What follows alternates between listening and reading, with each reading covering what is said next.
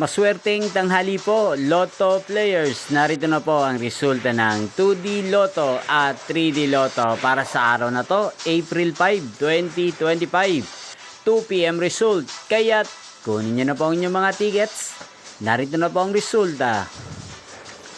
Ang mga numerong nanalo sa 2D Lotto ngayong araw na to, April 5, 2025. 2 PM result, 6 at 28 in exact order.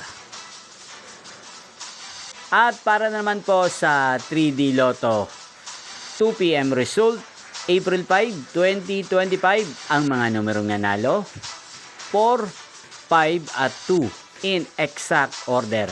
Sa lahat po ng tumaya ng mga numerong niyan kanina, congrats po sa inyo, panalo po kayo.